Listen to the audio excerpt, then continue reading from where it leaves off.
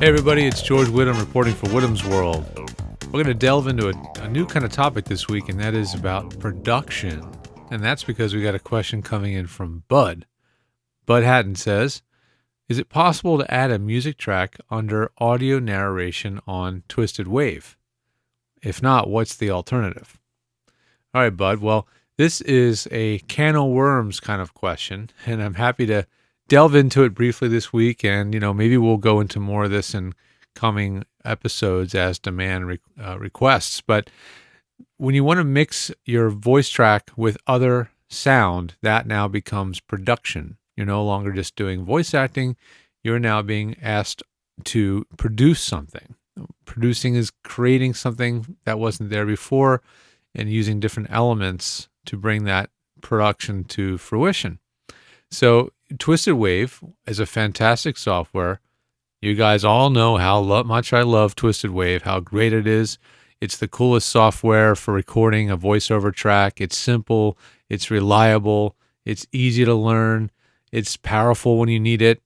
It's just my favorite software out there, but it only records one track at a time, and it only records one track or lets you mix audio from one source. There's no mixing per se in TwistedWave. Yeah, there's kind of a hack. You can open an audio file, and let's say we'll open this one. Here's a music track. This is in stereo. So the first challenge is, how do you get a mono voice track to mix over stereo?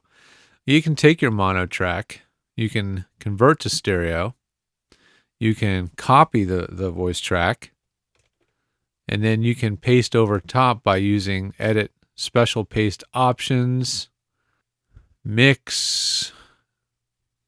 You can adjust the attenuation, and let's just see what happens. Oh, now I have to actually paste. Command Y. Track is simple, viable.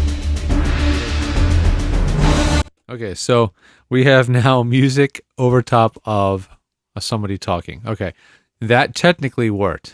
We now have the two mixed together.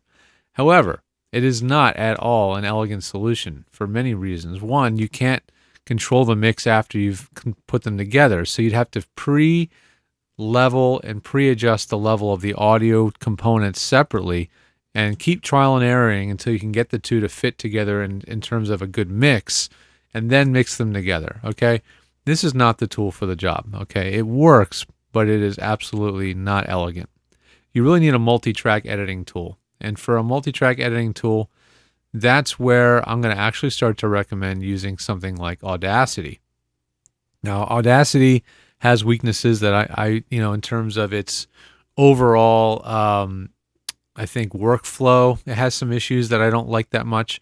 But for your needs, for taking a voice track and then combining it with a production track and mixing them together, this is a multi-track recording and editing environment. So really, this is probably the right tool to use. So I would always start with a track that's a voice track anyway, that's completely ready for, that's completely mastered. So that audio should be fully processed and have all of its processing, all of the processing you'd want to have applied to it already done. Whether that's done in Audacity or TwistedWave, that's your call. But if you normally work in TwistedWave, you should record the dry track in TwistedWave, edit and master it exactly the way that you want it, and then import that track into Audacity. So let's do that right now. So I'll take the track I recorded in TwistedWave, I'll normalize it like I normally do. I'll go ahead and apply a stack that I've preconceived for this type of production. It's not going to be perfect, but it'll get you the idea of what we're doing here. Okay, I'll go ahead and apply the stack. You guys all know how much I love TwistedWave, how great it is. It's the coolest software for recording a voiceover track. It's simple. Now I'm going to take that file. I'm going to export it out of TwistedWave as a wave or an AIFF. We're going to put this in the VO test folder. We'll call this VO track. Okay.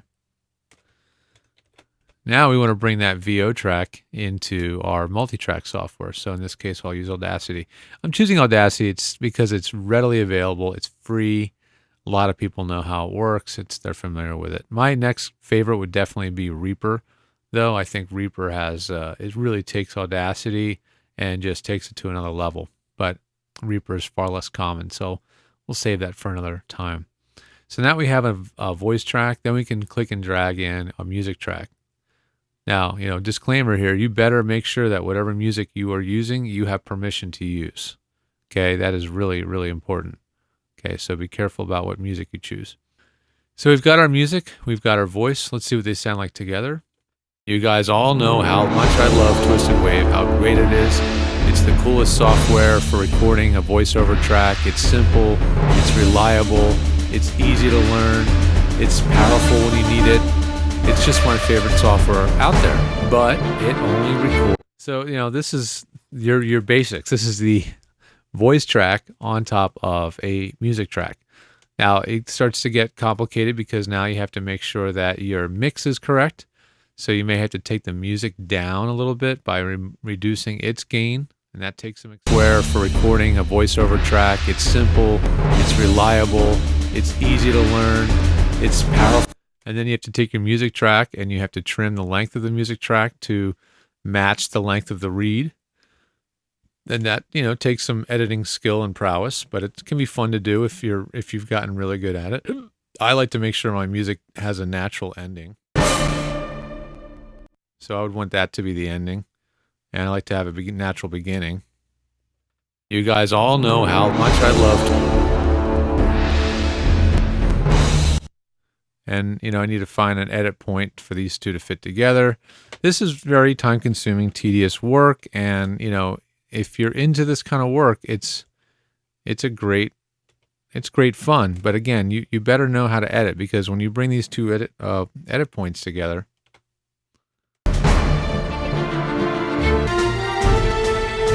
if they don't match, you're going to have a jump in the audio, right? So you have to find a natural point for one section of the music to end, and another part for the next section to start. And so when the file ends, or the 30-second commercial or whatever you're cutting ends with the dialogue, right?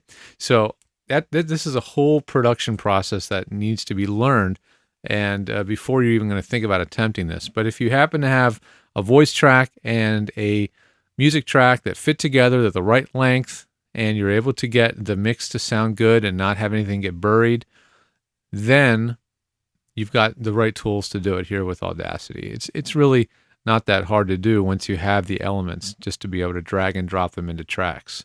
And when you're all done, you just do an export. And in exporting, the audio is mixed down. We'll call it VO mix.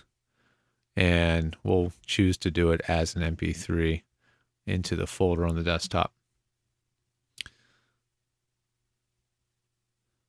It's going to remind me that your tracks will be mixed down to 2 stereo channels. And then we can double check to see if the file came out okay by opening it back up in our editor. In my case, I'm using TwistedWave, but you guys all know how much I love TwistedWave, how great it is. It's the coolest software for recording a voiceover track. It's simple, it's reliable, it's easy to learn. And there you have it. So that's a quick and dirty, here's how you can slam some voice over some music. Obviously, you can go further with effects and things like that, but Audacity definitely makes it easy to mix multi-track audio. So I think it's the best tool for someone to learn right out of the gate, and obviously use it for free.